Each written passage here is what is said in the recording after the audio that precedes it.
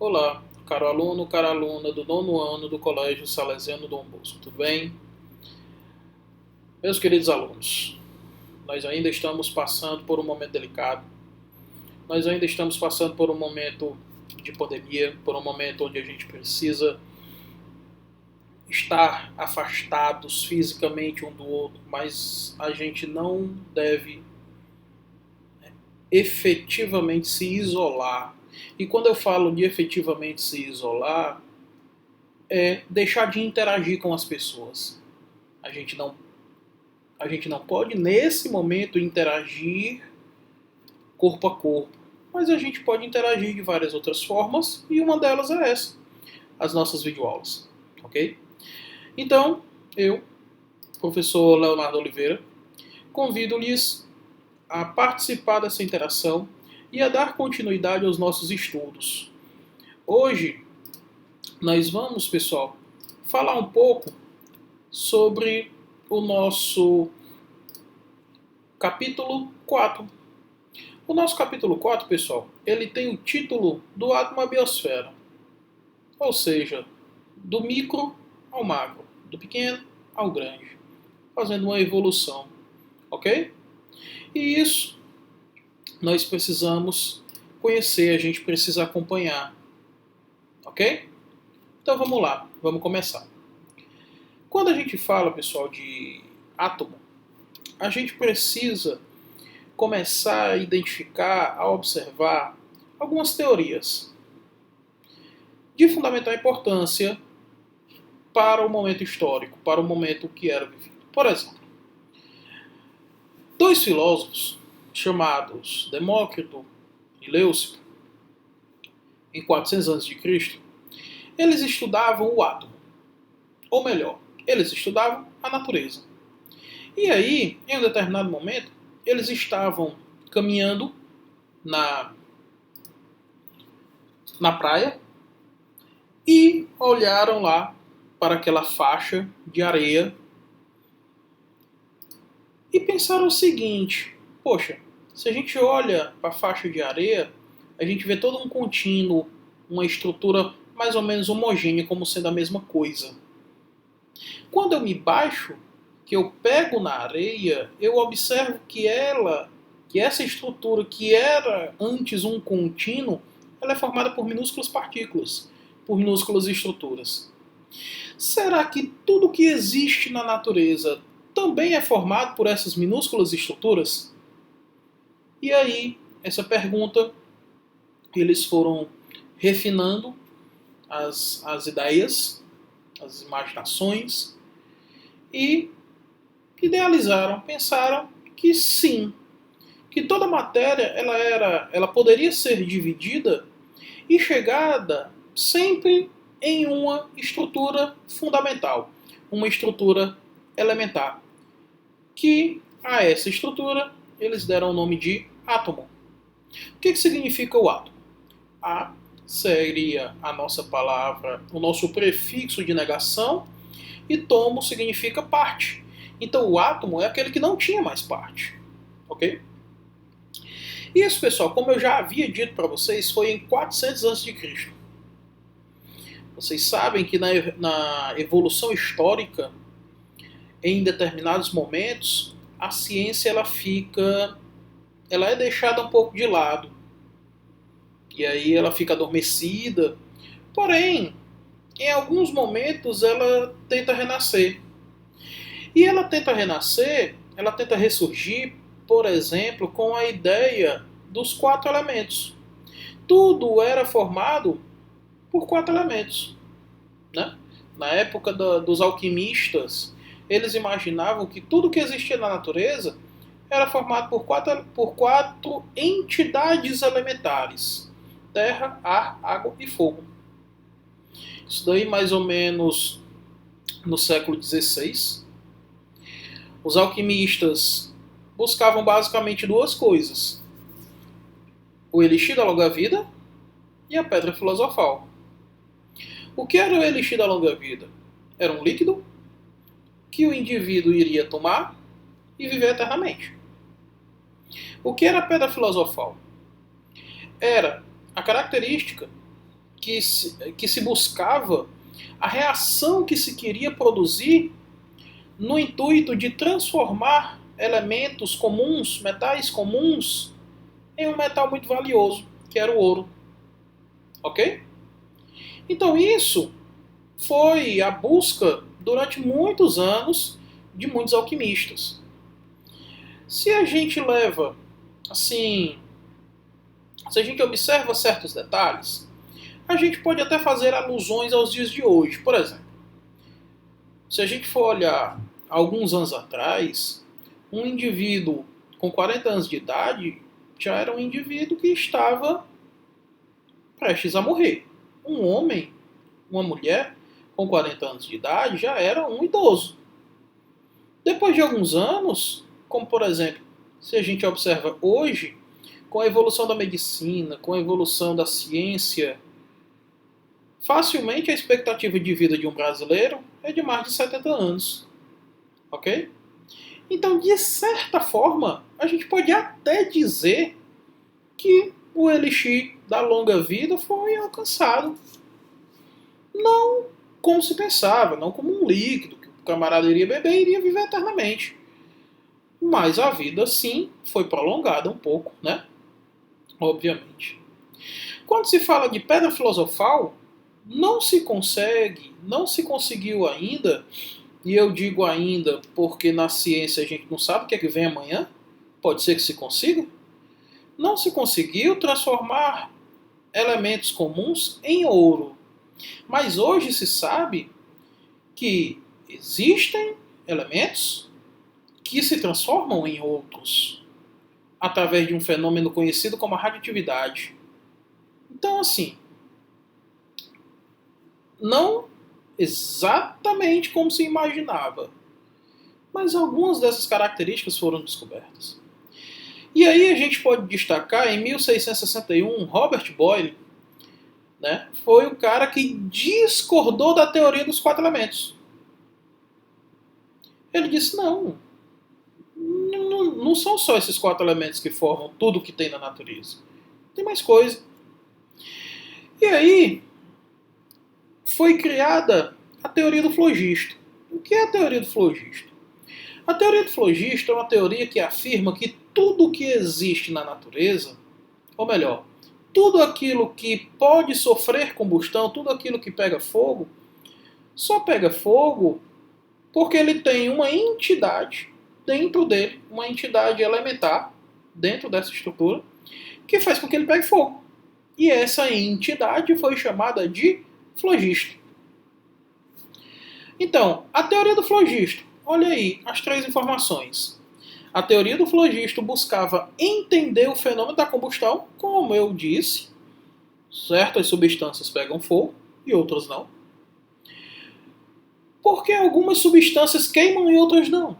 Essa era uma pergunta. Essa era a pergunta chave. Era o que eles queriam, a informação que eles queriam responder. E aí,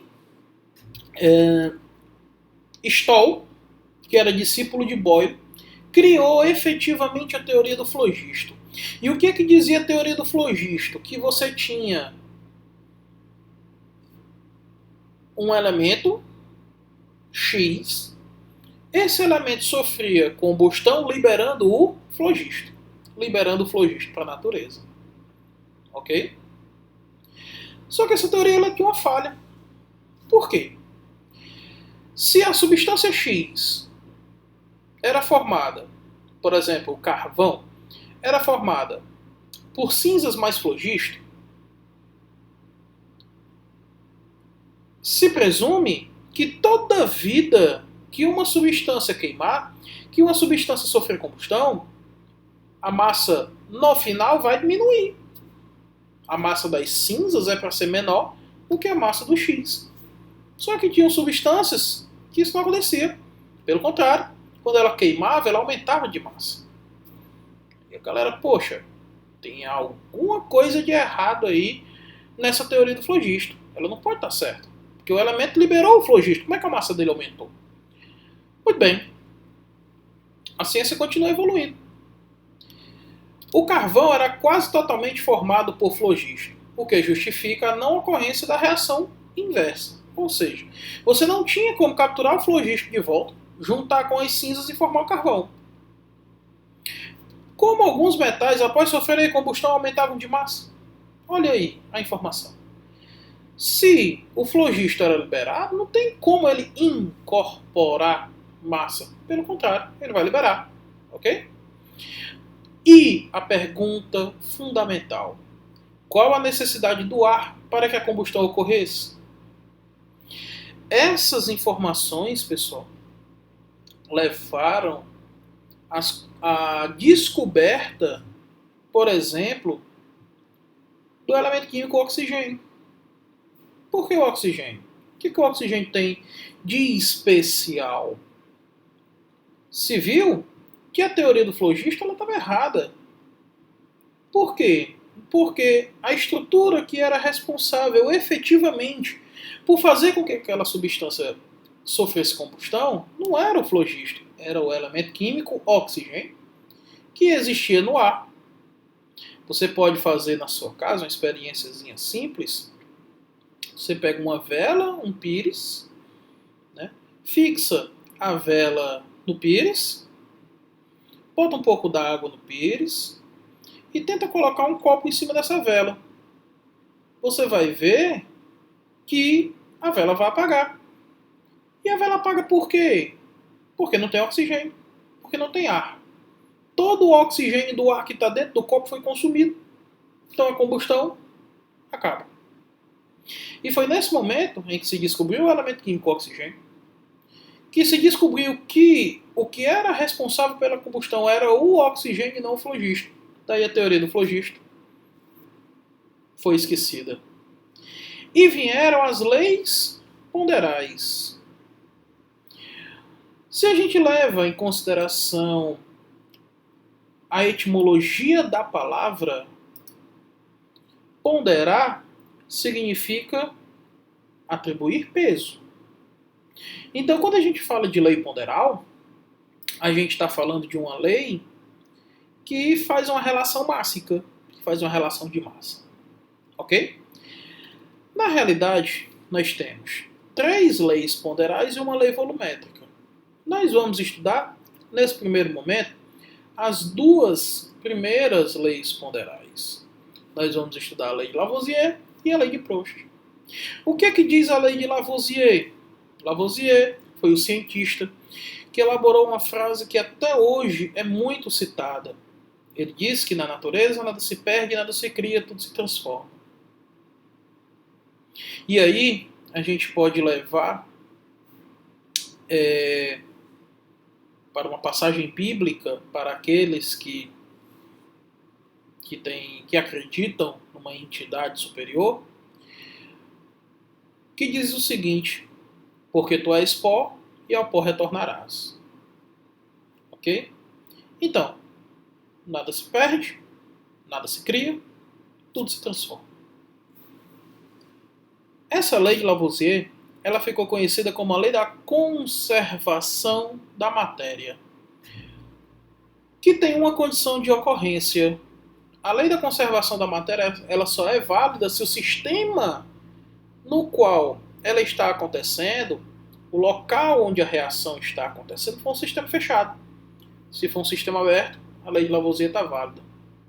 E a lei de Lavoisier invalidou, colocou a par de cal sobre a teoria do flogisto. E a partir daqui, a teoria do flogisto está perfeitamente errada. Ok? Muito bem. Lei de Proust. Qual é o enunciado da lei de Proust? O que a lei de Proust nos diz? A lei de Proust, ela é conhecida como a lei das proporções definidas, a lei das proporções constantes. E ela diz o seguinte: a proporção entre os componentes de uma reação serão sempre números inteiros e pequenos. Ok? Então, lei de Lavoisier fala da lei da conservação da matéria. Lei de Proust fala da lei das proporções constantes. Belezinha? Vamos adiante. Juntando essas informações, juntando as leis ponderais e colaborando com elas, Dalton elaborou o primeiro modelo atômico científico. Observe, quando a gente fala do átomo filosófico, lá era um modelo filosófico. Não existia a comprovação científica, não existia a sequência no método científico de pesquisa. Aqui, para Dalton, existe. E agora o Dalton juntou as leis ponderais e montou o seu modelo atômico. E aqui, pessoal, a gente observa que em 1808 Dalton montou alguns postulados. O que foi que ele disse? O que são esses postulados? São regras. O que foi que ele disse? Os átomos são maciços e indivisíveis. Você não pode quebrar um átomo. Os átomos de um mesmo elemento químico têm a mesma massa e as mesmas propriedades. São idênticos, já que são do mesmo elemento químico. Os átomos de elementos químicos diferentes têm massa e propriedades diferentes. Então, observe. Átomos diferentes têm características diferentes, segundo o modelo atômico de Dalton. A união de átomos de elementos formam átomos compostos, que constituem os compostos químicos. Hoje, o que a gente chama desses átomos compostos são as substâncias compostas, não é isso? Os átomos compostos são iguais em massa e propriedades. E com isso, a gente viu os postulados de Dalton. Ok? O modelo atômico de Dalton ficou conhecido como modelo bola de bilhar, porque ele falou que o átomo era uma esfera, coesa, homogênea, maciça e indivisível. Tranquilo? Dalton, na época do átomo de Dalton, em 1808, já se conhecia a eletricidade. Já se sabia que toda matéria poderia ser eletrizada.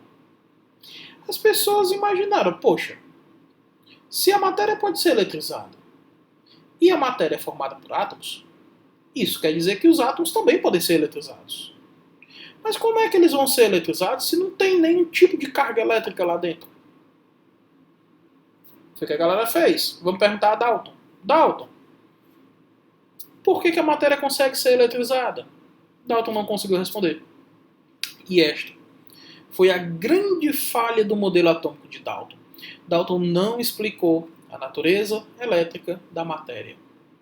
Daí, se tem uma explicação que não foi dada, as pessoas continuam estudando. Para obter essa explicação ou para refutar tudo aquilo que já foi dito. E assim montar uma nova estrutura. Muito bem. O tempo foi passando, os cientistas foram estudando e William Crookes montou uma experiência que foi a experiência dos tubos de raios catódicos. Experiência essa que fala um pouco sobre a eletrização de gases. O que foi que ele fez? William Crookes pegou um tubo de vidro, colocou 2 eletrodos nesse tubo e central a esse tubo você tinha um orifício onde você iria fazer vácuo. Você iria retirar o ar lá de dentro. E assim o William Crookes fez. Colocou os eletrodos, ligou no equipamento, aumentou a diferença de potencial e observou o que era que acontecia com aquele gás, com aquela pequena quantidade de gás que ainda tinha dentro desse tubo. Ele viu que em determinado momento, à medida que ele ia aumentando a diferença de potencial, havia a formação de um brilho ali dentro do tubo. Poxa, anteriormente não existia. Gases são isolantes elétricos. Como é que a eletricidade está passando ali?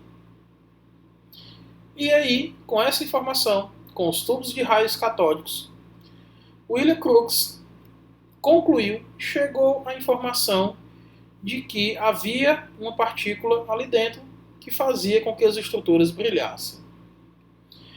eram as mesmas independente do gás. Ele começou a trocar o gás que ele estava retirando de dentro do tubo. E viu que a resposta era sempre a mesma. Propagava-se sempre em linha reta. Como foi que ele soube disso? Ele colocou um anteparo dentro desse tubo. E viu que a luz não passava, ou seja, que havia a formação de uma imagem. De uma penumbra. Ok? Sofre desvios pela ação de um campo magnético. Ele aproximou um campo magnético desse tubo e viu que os raios começavam a se aproximar ou a se afastar, dependendo de qual fosse o polo do campo magnético. E aí, a esses raios que passavam lá dentro, ele chamou de elétrons. Uma experiência muito parecida descobriram os prótons. Os prótons foram descobertos por Goldstein em 1898, né? Ali mais ou menos por 1988. 1898. Thomson, utilizando essas duas informações, juntou e montou um segundo modelo atômico. O modelo atômico de Thomson. O que foi que Thomson disse? Bom, o átomo agora ele é formado por duas estruturas, uma de carga positiva e uma de carga negativa. E elas estão dispostas em um átomo esférico, porém como uma pasta positiva, e incrustado nessa pasta positiva as cargas negativas. Dessa forma, ele consegue explicar a natureza elétrica da matéria. Ele consegue dizer por que a matéria pode ser eletrizada. Beleza. O modelo atômico de Dalton não é mais válido. O modelo atômico de Thomson agora é o modelo correto. O modelo atômico de Thomson ficou conhecido como modelo pudim de passas. Eu gosto de trazer uma outra analogia para nós que é mais próxima do nosso dia a dia. Imagine que você pega uma melancia, ok? Você pegou uma melancia, partiu ela ao meio, olhou os lados dessa melancia. O que é que você vê dentro da melancia?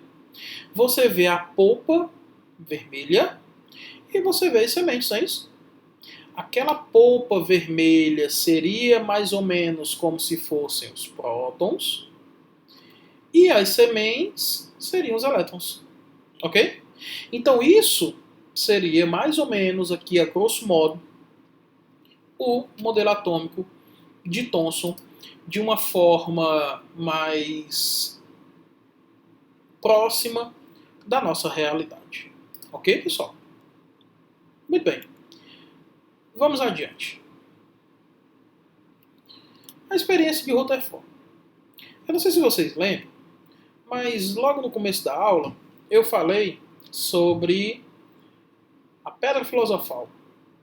Eu disse que os cientistas, ou melhor, que os alquimistas na época queriam transformar metais comuns em ouro. E eu disse também que eles não conseguiam transformar metais comuns em ouro, mas que tinham determinados elementos que conseguiam se transformar em outros elementos, em átomos de um outro elemento. E isso, hoje, só acontece devido à descoberta da radioatividade. Elementos radioativos emitem radiação e se transformam em outros átomos. Sim, na transmutação. Não é um átomo de ouro, mas é um átomo se transformando em outro. Ok? Então, vamos ver um pouquinho sobre a descoberta da radioatividade. Os raios-x foram descobertos em 1895 por Röntgen. Eu acredito que vocês já devam ter feito um raio-x, né? Onde você vê lá o desenho do osso e vê lá o trinco, né? Caso você tenha quebrado alguma estrutura. Em 1896, Becquerel descobriu efetivamente a radioatividade e batizou, obviamente. Em 1898, Pierre e Marie Curie aprofundaram os estudos sobre a radioatividade e descobriram o elemento rádio, não só o elemento rádio. Eles descobriram outros elementos também. Ok? Para você ter uma ideia, eles aprofundaram tanto, Pierre e Marie Curie aprofundaram tanto os seus estudos sobre radioatividade que ambos ganharam prêmios Nobel, tanto de física como de química. Para você ver como realmente eles estudaram bastante a radioatividade. E aí eles viram que os elementos emitiam partículas radioativas e que essas partículas radioativas tinham as suas especificidades. E aí a gente vai observar um pouco da especificidade da partícula alfa. A partícula alfa, pessoal, ela é uma partícula grande que tem massa e tem carga. A partícula alfa tem massa 4 e carga mais 2. Isso faz com que a partícula alfa seja uma partícula grande. Existiam outras duas partículas, a beta e a gama, que nós vamos estudar um pouco mais para frente. Hoje, a gente vai se preocupar com a partícula alfa. E por que a gente vai se preocupar com a partícula alfa? Porque Rutherford, que era discípulo de Thomson, tentou elaborar uma experiência para comprovar, mais uma experiência para comprovar o modelo atômico de Thomson. Rutherford era discípulo de Thomson. Então, o que foi que Rutherford fez? Rutherford pegou um elemento radioativo que emite partículas alfa e tentou montar uma experiência. Que foi o quê? Ele pegou uma lâmina de ouro, uma finíssima lâmina de ouro, e observou o que era que iria acontecer se ele pegasse essas partículas alfa e tentasse atravessar essas partículas alfa pelo ouro. Naná, por que o ouro especificamente? Por que a gente vem sempre falando do ouro? Primeiro, o ouro, há muito tempo, ele é um metal que tem extremo valor. Não é isso? É um metal nobre. O que o ouro tem de especial para essa experiência em específico? A sua maleabilidade, que é a característica de se transformar em lâminas.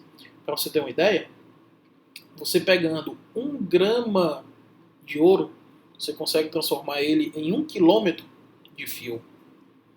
Ou seja, o quanto ele é maleável. Ou seja, daí ele poderia fazer finíssimas lâminas de ouro. E entenda essa experiência da seguinte forma. Entenda da seguinte forma. Imagine que aqui você tem uma arma e que a bala vai sair, o projétil vai sair do cano da arma e vai atingir uma folha de papel. O que você espera que aconteça com essa folha de papel? Ela rasgue, não é isso? Depois que você atira, o projétil sai, rasga a folha do papel e passa. Isso é o esperado. Ou seja, na experiência de Rutherford, Rutherford esperava que a maioria das partículas alfa que saíam da fonte radioativa atravessassem a lâmina de ouro sem sofrer nenhum tipo de desvio. Caso, porventura, houvesse algum tipo de desvios, eles seriam muito pequenos. Muito pequenos. Então, Rutherford fez a experiência. Só que o que ele viu chamou a atenção dele demais. Por que foi que ele viu? Ele viu que a maioria realmente passava sem sofrer nenhum tipo de desvio. Porém, tinham partículas que batiam na lâmina de ouro e voltassem. Imagine você atirando em uma folha de papel o projétil da arma, atingindo a folha de papel e voltando para a origem. Isso é algo impensável. E realmente, na época, continuava sendo impensável.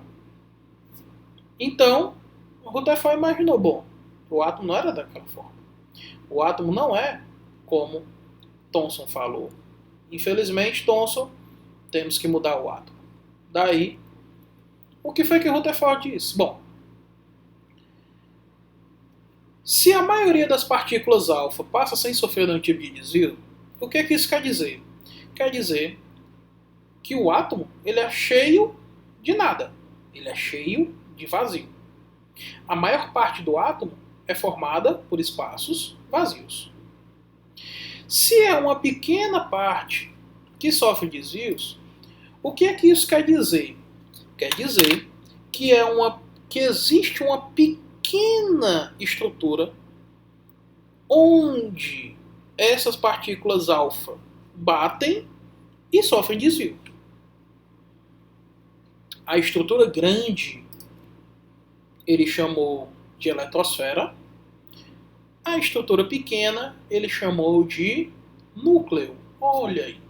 Então o núcleo é a parte central do átomo, periférica, desculpa, a parte central que contém toda a massa do átomo. A eletrosfera é a parte maior, periférica, que não tem nada. Beleza. Núcleo e eletrosfera. Tranquilo. Só que onde é que estão as cargas? No núcleo tem carga positiva ou negativa. Na eletrosfera tem carga positiva ou negativa. Bom, Rutherford imaginou o seguinte. Ó. Imagine. Vamos aqui a linha de raciocínio de Rutherford. Rutherford diz, bom, eu sei que o que eu estava fazendo passar sobre as partículas, sobre a folha de ouro, eram partículas alfa. Então eu sei que a partícula alfa tem carga positiva. O que é que isso quer dizer? Se o núcleo tivesse carga negativa, todas as partículas alfa que fossem passar próximas ao núcleo iriam convergir para ele. Só que isso não acontece. O que é que isso quer dizer? Que o núcleo tem carga positiva.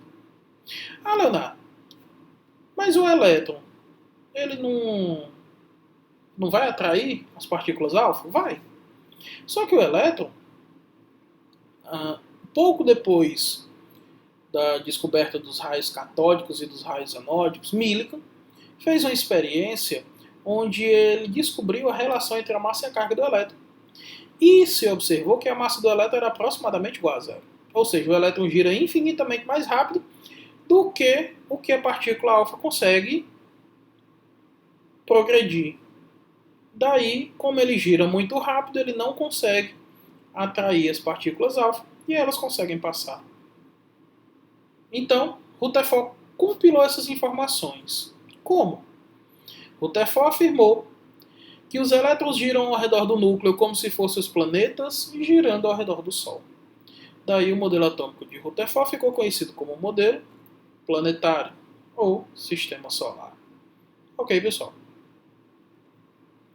Aqui a gente tem um pequeno apanhado, um pequeno resumo dos 3 modelos atômicos estudados hoje. Os modelos científicos, obviamente. Dalton, modelo bola de bilhar. Thomson, pudim de passas. Rutherford, sistema solar. Quando você faz uma relação do modelo atômico com a forma como ele ficou conhecido, você lembra de algumas características dele. Isso é importante. Ok? Muito bem, pessoal.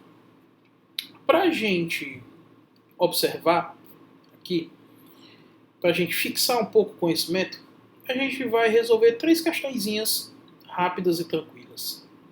Observem, vamos fazer a leitura da primeira questão.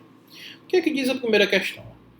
Assinale a afirmativa a seguir que não é uma ideia que provém do modelo atômico de Dalton. Não foi Dalton que diz. Item A. Átomos de um elemento podem ser transformados em átomos de outros elementos por reações químicas? Dalton falou isso? Sim ou não? O que é que você acha? Não, pessoal. Dalton não falou sobre isso.